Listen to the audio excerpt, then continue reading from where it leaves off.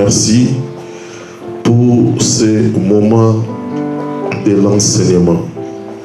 Papa, tu nous as donné 6 jours et aujourd'hui nous sommes venus dans ta maison pour t'adorer, pour te louer, pour te célébrer et pour écouter ta parole. Père, prends contrôle de ce temps. Assistez-nous du début jusqu'à la fin du message. Au nom de Jésus. Amen. Acclamons encore le Seigneur, acclamons Jésus, acclamons Jésus, acclamons Jésus. Alléluia. Amen. Est-ce que tout va bien? Amen. Est-ce que tout va bien? Amen. Si on peut respecter la distanciation, s'il vous plaît. Eden, Chelsea. Bien-aimés, ce soir, Dieu nous a fait encore grâce d'être dans sa présence pour continuer avec notre message qui s'intitule l'héritage de la nouvelle création.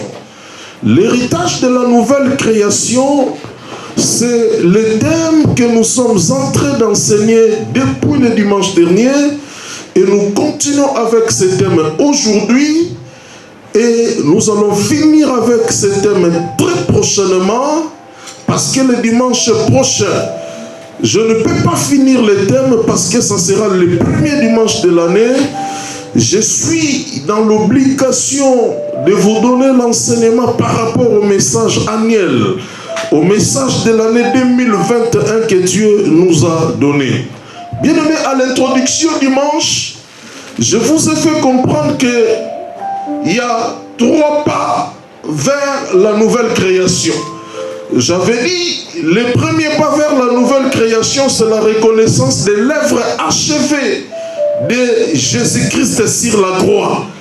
Parce que lorsque nous parlons de la nouvelle naissance sera possible dans une vie lorsque nous nous reconnaissons d'abord l'œuvre achevée de Jésus sur la croix.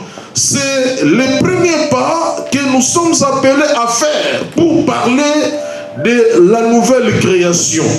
Et bien aimé, dans 2 Corinthiens chapitre 5, le verset 17, la Bible dit si quelqu'un est en Christ, il est devenu une nouvelle créature. Les choses anciennes sont passées et voici toutes les choses sont devenues nouvelles.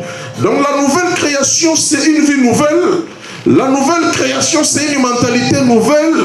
La nouvelle création, c'est une vision nouvelle. La nouvelle création, c'est une nouvelle façon de marcher. C'est une nouvelle façon de faire l'œuvre de Dieu. C'est une nouvelle façon de comprendre Dieu. Et cela est possible lorsque l'homme fait le premier pas, c'est-à-dire de reconnaître l'œuvre achevée de Jésus sur la croix. Et là, le second pas que nous sommes appelés à faire pour parler de la nouvelle création, de la nouvelle naissance, de la nouvelle vie. Et c'est lorsque nous recevons Christ Jésus dans notre vie. Parce que la nouvelle création, bien aimé, c'est lorsque une vie pénètre en nous. C'est lorsque une vie, bien aimé, rentre en nous. Et cette vie, c'est la vie du Maître. C'est la vie de Jésus. Lorsque nous les recevons dans notre vie, c'est le deuxième pas que nous faisons vers la nouvelle création. On ne parlera pas de la nouvelle création si Christ n'est pas dans ta vie. On ne parlera pas d'une vie nouvelle si tu n'as pas encore fait l'expérience personnelle de recevoir Jésus-Christ dans ta vie. C'est lui qui vient donner une vie nouvelle en toi. C'est lui qui vient pour faire tomber les choses anciennes afin, bien aimé, de mettre en nous de nouvelles choses, de nouvelles attitudes, de nouveaux comportements, de mentalités renouvelées, l'intelligence renouvelée, afin que la nouvelle naissance soit totalement créée en nous. Et là, le troisième et dernier pas vers la nouvelle création, lorsque nous vivons pour lui. L'apôtre Paul a dit dans Galates chapitre 2, le verset 20, Désormais, si moi je vis aujourd'hui, ce n'est plus moi qui vis, mais c'est Christ qui vit à moi. Donc, le troisième pas vers la nouvelle création, vers la nouvelle naissance, c'est lorsque, bien-aimés, nous vivons non pour nos sentiments, nous vivons non pour nos familles, mais lorsque, bien-aimés, nous allons commencer à vivre pour Dieu.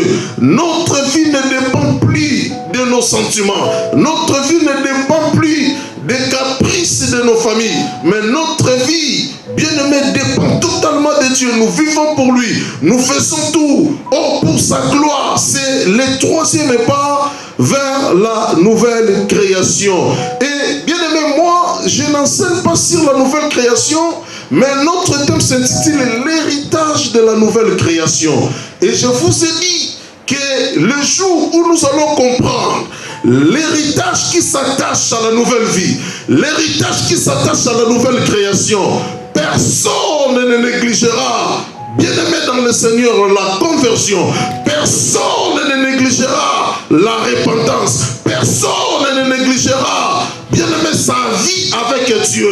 Si aujourd'hui, il y a tant de négligence par rapport à notre vie avec Dieu, par rapport à notre marche avec le Seigneur, parce que nous ignorons l'héritage de la nouvelle création. Mais l'homme qui a compris l'héritage de la nouvelle création, il ne va pas badiner avec sa foi. Il ne va pas, bien aimé dans le Seigneur, jouer avec sa foi, parce qu'il a compris quel est l'héritage qui s'attache à son appel au salut, son appel à la nouvelle création.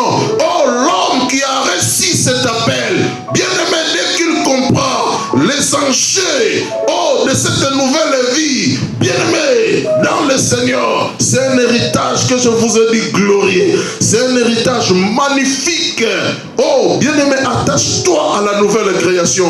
Attache-toi à la nouvelle vie. Mène une vie nouvelle. Mène une vie, qui plaît à Dieu.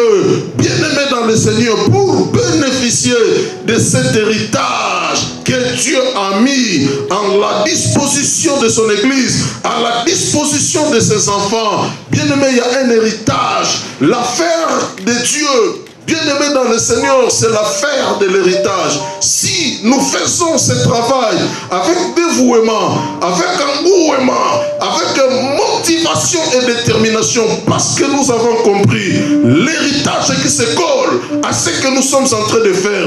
Bien-aimé, il y a un héritage. Et dans le deuxième point, j'avais parlé sur les deux natures. J'avais dit, il y a la première nature que nous appelons vieil homme, que l'apôtre Paul dit dans Romains 6:6. Il dit votre vieille nature, donc vieil homme, votre vieille nature, la nature ancienne, a été crucifiée avec Christ sur la croix. Bien-aimé, l'homme à la naissance a une nature que nous appelons vieille nature, ancienne nature, la nature du péché. Donc vieil homme, c'est l'homme du péché. Et le vieil homme, c'est l'homme sans Christ. Vieil homme, c'est l'homme habité par toutes sortes de péchés. Et il y a la deuxième nature de l'homme. Je passe rapidement pour prendre le message d'aujourd'hui. La deuxième nature de l'homme, c'est l'homme nouveau. Ephésiens chapitre 4, le verset 24. Et j'avais dit l'homme nouveau a 4 registres. Le premier registre, c'est l'homme nouveau, c'est l'homme qui est créé selon Dieu. L'homme qui est créé selon Dieu, c'est l'homme qui marche dans la vie nouvelle, c'est l'homme qui marche. Bien-aimé, selon le désir et la volonté parfaite de Dieu. Et deuxième registre, c'est l'homme nouveau, c'est l'homme qui marche dans la justice. Parce que, bien-aimé, Dieu a prévu déjà depuis la création, l'élévation, la bénédiction, la gloire dépend de la justice. Et il dit, c'est la justice même qui a la capacité d'élever un peuple, d'élever un pays, d'élever une famille, d'élever une nation. Lorsque la justice, bien-aimée, trouve sa place dans une vie, et la vie en question, bien-aimé, connaîtra l'épanouissement, la gloire et l'élévation, parce que notre Dieu réside dans la justice. Parce que dans la Bible, l'une de ses fonctions, il est reconnu officiellement comme un avocat. Nous avons un avocat auprès du Père. L'avocat est là pour rendre justice. L'avocat est là pour faire première justice. Et lorsque Dieu voit la justice en nous, c'est le deuxième registre de l'homme nouveau. Il marche dans la justice. Il va combattre l'injustice. Et l'homme nouveau, troisième registre, il mène une vie de sainteté selon Ephésiens 4:24. Il mène une vie propre. Il mène une vie, oh, bien-aimé dans le Seigneur, clean. Il mène une vie sans tache. Il mène une vie sans défaut. Il mène une vie, oh, bien-aimé dans le Seigneur, qui plaît à Dieu. Et quatrième et dernier registre, l'homme nouveau mène une vie de vérité. Il marche dans la vérité parce que, bien aimé, notre Dieu, il est le chemin, la vérité et la vie. Il est le Père de la vérité. Tandis que dans l'autre camp, nous avons l'adversaire, le diable, qui est reconnu officiellement comme le Père du mensonge. Notre Dieu défend la vérité. Et l'homme nouveau a ces quatre registres dans son fonctionnement. Et bien aimé, je vais continuer aujourd'hui pour voir le troisième point, là où je vais parler sur des types de péchés. Je vais parler sur les types de péchés. Parce que nous parlons sur l'héritage de la nouvelle création. Je vais tout finir aujourd'hui. Et après, notre équipe du 3 décembre, ça sera le 3 janvier. L'équipe qui viendra, ça sera le 10 janvier. C'est là où nous allons revenir pour vous présenter maintenant l'héritage de la nouvelle création. C'est quoi cet héritage? Quel est l'héritage de la nouvelle création? Le troisième point pour aujourd'hui, je vais vous présenter des types de péchés. Bien aimé, comme je dis, troisième point, il y a des types de péchés. Il y a les premiers péchés que nous appelons les péchés au singulier. Les péchés au singulier, c'est-à-dire vraiment au singulier. Donc P-E-C-H-E. C'est le péché au singulier, c'est le premier type de péché. Bien aimé, les péchés au singulier, c'est le péché que toi tu n'as pas fait. C'est le péché que moi je n'ai pas fait. Dans le langage biblique, nous l'appelons le péché originel, c'est-à-dire c'est le péché ancestral. Et lorsque nous parlons du péché au singulier, nous voyons le péché que nos ancêtres ont commis. Et aujourd'hui, quand un enfant, quand une personne naisse, donc elle naisse déjà avec ce péché que nous appelons originel, avec le péché ancestral.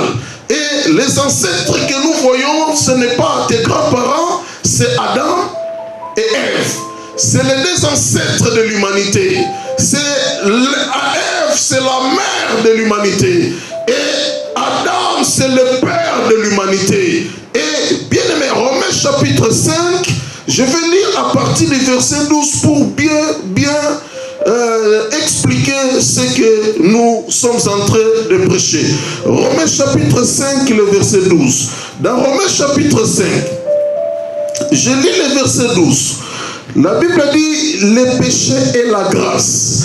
La Bible dit c'est pourquoi comme par un seul homme le péché, donc là on parle bien du péché, donc ça dit le péché au singulier. C'est pourquoi comme par un seul homme le péché est entré dans le monde, et par le péché la mort, et ainsi la mort s'est étendue sur tous les hommes parce que tous ont péché. Tous ont péché. Ici on parle du péché au singulier, c'est-à-dire le péché originel, le péché ancestral, le péché que Adam et Ève, bien-aimés, avaient commis dans le jardin d'Éden. Mais la Bible dit, par le péché, par un seul homme, par leur péché, nous voyons que le péché est introduit dans le monde. Mais bien-aimé, peut-être tu vas te poser la question, mais pourquoi la désobéissance d'Adam et Ève? Pourquoi nous sommes concernés par leur péché? Je vais vous expliquer clairement. Bien-aimés dans le Seigneur, c'est-à-dire quand Dieu avait créé Adam, avant même de créer Ève, nous voyons Adam était créé et tous les êtres humains, avant même la naissance, ils étaient dans Adam. Toutes les personnes, les blancs, les noirs, bien aimés, tous les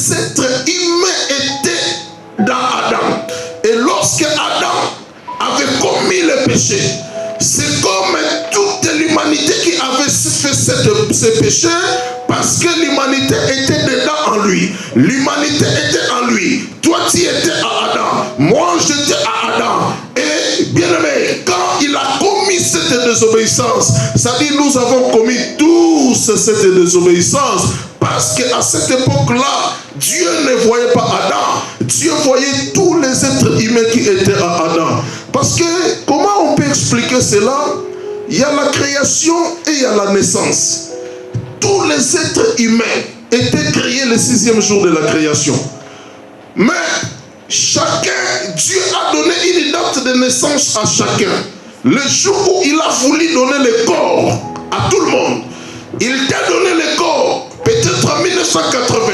Il a donné à un autre le corps en 1970. Là, c'est le corps. Le jour de ta naissance, c'est le corps. Dieu t'a donné un corps. Mais tu existais déjà. Depuis le 6e jour de la création, Dieu avait créé Adam et tout le monde, nous étions tous créés. Le 6e jour de la création comme esprit. Amen. Mais Dieu nous a donné le corps le jour de la naissance, mais nous existions déjà. Nous étions déjà créés. Raison pour laquelle quand Adam a commis le péché, Dieu compte aussi ce péché-là aux enfants qui vont naître même après 20 ans. Quand ces enfants-là seront nés, ils naîtront avec ce péché originel, avec ce péché ancestral, les péchés qu'ils n'ont pas commis physiquement comme ça, mais comme ils étaient à Adam. Toute l'humanité était à Adam. Bien aimé, ce péché adamique s'attache automatiquement à nous. Amen. Amen. C'est compliqué, on peut dire, mais les péchés individuels. Mais comment nous subissons ce sort? Nous, on n'était même pas là. Bien aimé, c'est comme ça. Oh, nous étions déjà à Adam. Ça, c'est le premier type du péché, le péché originel. Deuxième type du péché, c'est le péché maintenant au pluriel. Le péché, ça dit avec P, E, C, H, E et S à la fin. Et on met l'article O devant L et S. Le péché au pluriel, c'est le deuxième type du péché. Mais ce péché-là veut dire quoi? 1 Jean chapitre 1er, le verset 9. 1 Jean chapitre 1, le verset 9. Que dit la Bible? 1 Jean 1, 9. Ici, on parle du péché, mais non au singulier. Mais ici, on parle maintenant du péché au pluriel. Donc, ça dit les péchés. 1 Jean 1, 9, la Bible dit si nous confessons nos péchés. Ici, c'est le pluriel. Si nous confessons nos péchés, il est fidèle et juste pour nous les pardonner et pour nous purifier de toute iniquité. Bien aimé, Dieu dit, si vous allez confesser vos péchés, on parle de nos péchés. Si nous allons confesser nos péchés, il est fidèle, il est juste pour nous les pardonner. C'est quoi le péché au pluriel?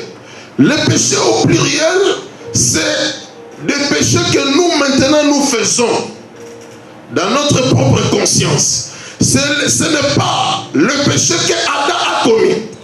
Ce n'est pas le péché originel, mais le péché au pluriel. C'est maintenant les péchés que toi et moi nous commettons.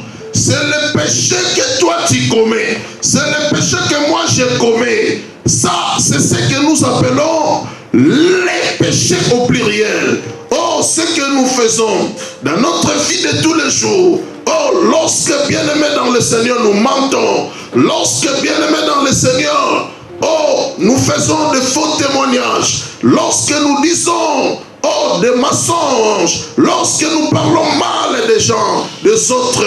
Lorsque, bien-aimé, il y a la moquerie.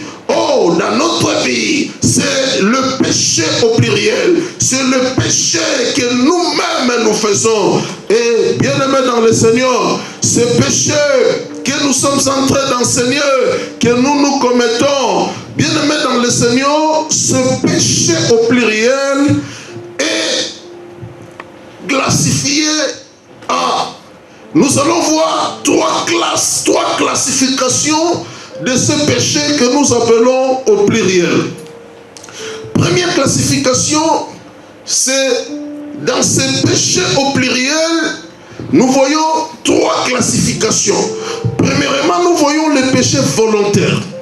Les péchés que nous faisons dans notre propre conscience. Nous sommes conscients de cela et nous le faisons. C'est le péché maintenant volontaire. Donc le péché volontaire, c'est la première classification tout simplement du péché au pluriel. Nous allons voir Hébreux chapitre 10, le verset 26. Hébreux chapitre 10, le verset 26. La Bible dit, Hébreux 10, 26. La Bible dit, car si nous péchons volontairement, après avoir reçu la connaissance de la vérité, il ne reste plus de sacrifice pour le péché. Si nous péchons, mais la Bible ne s'arrête pas là. La Bible ne se limite pas là. La Bible parle, si nous péchons volontairement, nous voyons la première classification des péchés au pluriel comme péché volontaire. Deuxième classification, il y a les péchés involontaires. Romains chapitre 7, le verset 19. Romains chapitre 7, je lis le verset 19. Romains 7, 19. La Bible dit, et maintenant, et la Bible dit, car je ne fais pas le bien que je veux, et je fais le mal que je ne veux pas. L'apôtre Paul fait une déclaration.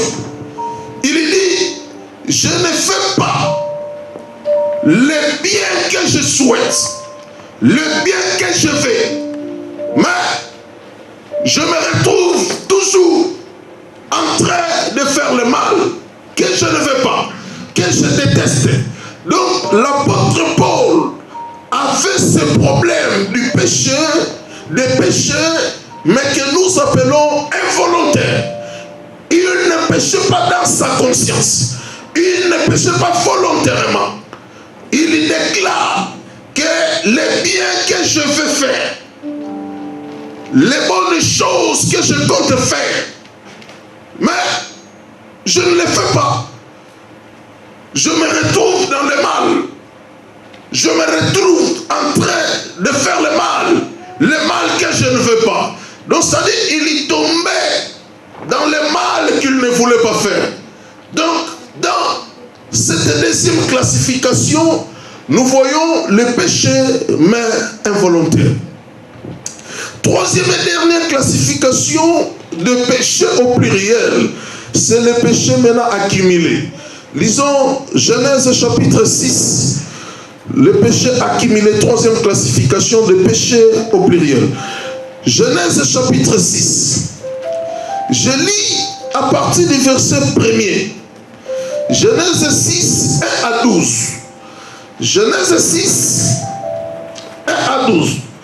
La Bible dit, lorsque les hommes y commençaient à se multiplier sur la face de la terre, et que des filles leur firent nées, le Fils de Dieu virent que les filles des hommes étaient belles, et ils en prirent pour femmes parmi toutes celles qu'ils choisirent. Le verset 3. Alors l'Éternel a dit, mon esprit ne restera pas à toujours dans l'homme, car l'homme n'est que chair, et ses jours seront de 120 ans.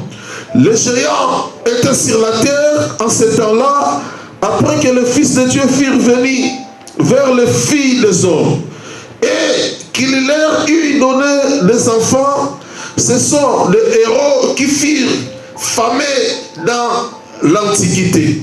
L'Éternel vit que la méchanceté des hommes était grande sur la terre, et que toutes les pensées de leur cœur se portaient chaque jour uniquement vers le mal.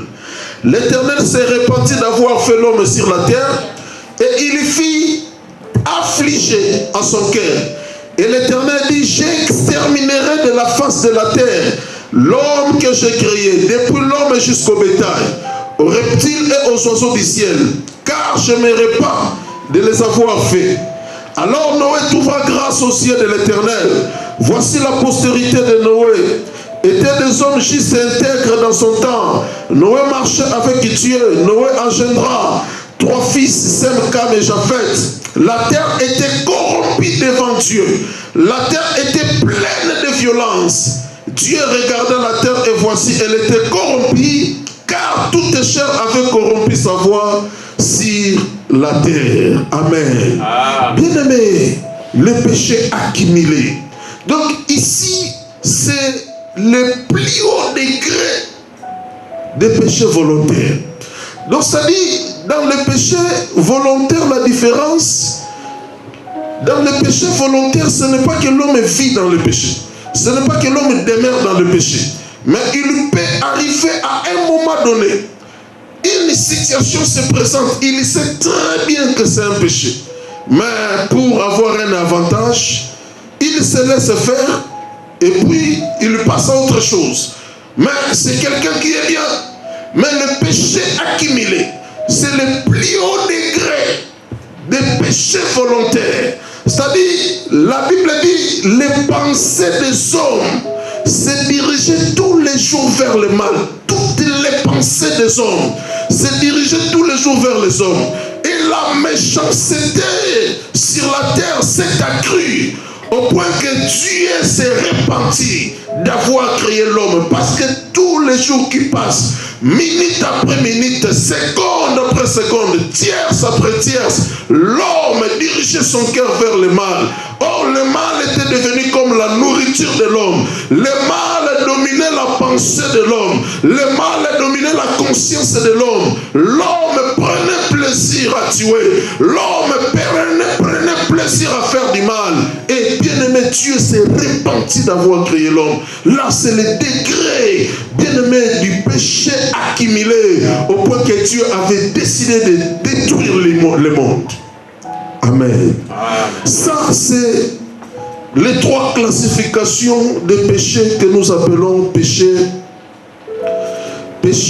au pluriel. Bien aimé, 4e point. Je vais parler pour finir dans 10-15 minutes sur les 4 défis majeurs de la nouvelle création. Les 4 défis majeurs de la nouvelle création. Et je vais boucler ici. Et prochainement, quand nous allons revenir, c'est là où je vais présenter maintenant l'héritage de la nouvelle création. C'est quoi l'héritage de cette vie? L'héritage qu'on a reçu de Dieu. Oh, bien aimé, pour notre appartenance à la nouvelle création, pour notre appartenance à la nouvelle vie. Oh, du fait que tu es enfant de Dieu, tu crains Dieu, tu marches sur les traces de Jésus-Christ. Quel est l'héritage qui s'attache à cette nouvelle vie? C'est là où nous allons voir prochainement. J'ai fini aujourd'hui sur les 4 points, les 4 grands points, les 4 défis majeurs de la nouvelle création. Bien aimé, la nouvelle création a 4 défis majeurs. Lorsque nous recevons la vie de Dieu, lorsque nous commençons une vie nouvelle, comme 2 Corinthiens 5:17 dit, les choses anciennes sont passées, et voici toutes les choses deviennent nouvelles. Et lorsque nous sommes des nouvelles créations, nous sommes dans cette nouvelle vie, il y a 4 défis majeurs de cette nouvelle création. Le premier défi majeur, c'est grandir. Grandir. Luc chapitre 2, le verset 52. Je vais aller rapidement, je vais aller vraiment rapidement. Luc chapitre 2, le verset 52. Luc 2, 52. Que dit la Bible?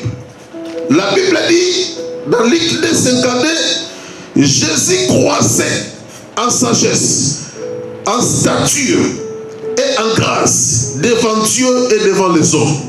Jésus croissait. Le premier défi majeur de la nouvelle création, c'est grandir. Une fois reçu la vie de Dieu en toi, Christ est là, il était clair. Le premier défi de la nouvelle création, ce que tu dois relever en premier. Oh, bien-aimé, c'est grandir, c'est la croissance. Amen.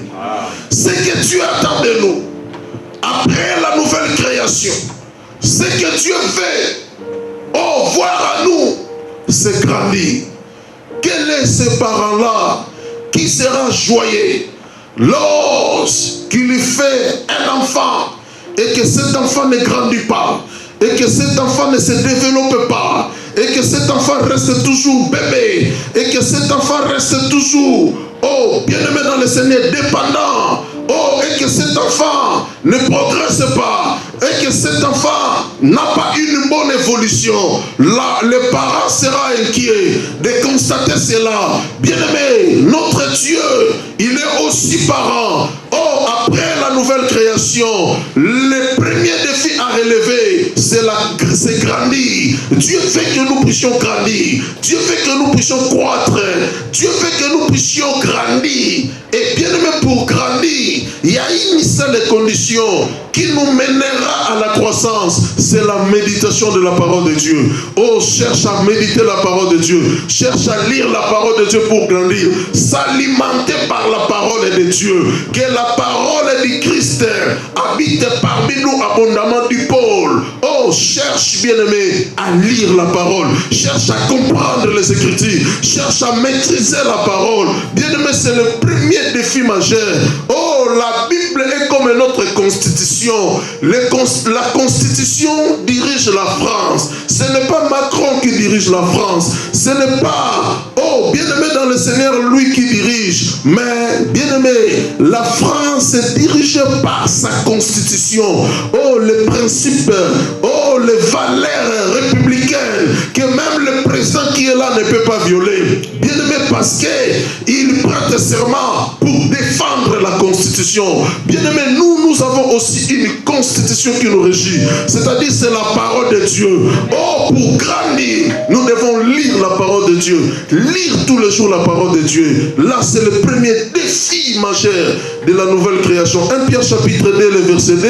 Dans 1 Pierre chapitre 2, le verset 2. La Bible dit, 1 Pierre 2, 2.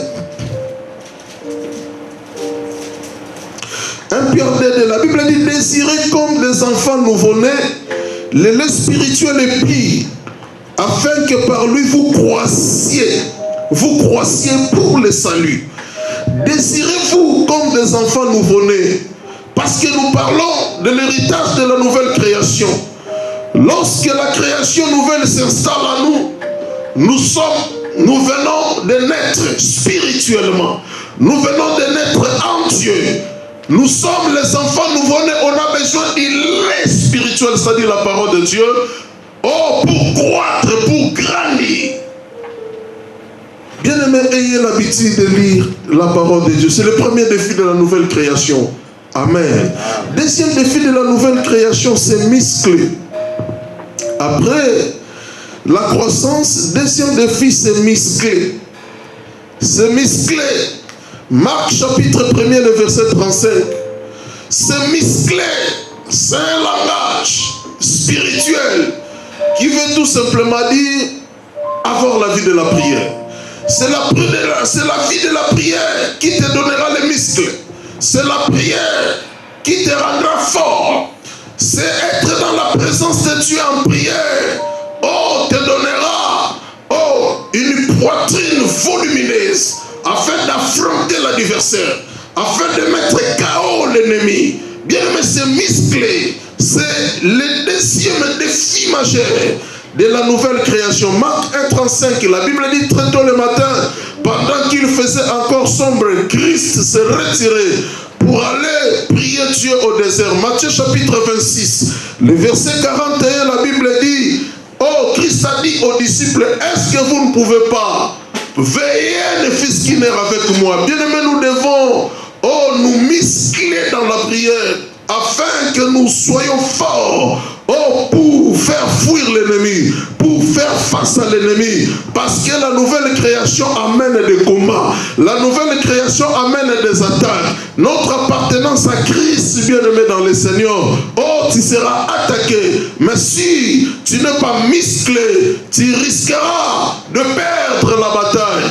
de jeter, bien aimé, l'éponge et regagner le monde. Mais bien aimé, nous devons nous muscler pour être mesure d'affronter l'ennemi. Troisième défi majeur de la nouvelle création, c'est mûrir.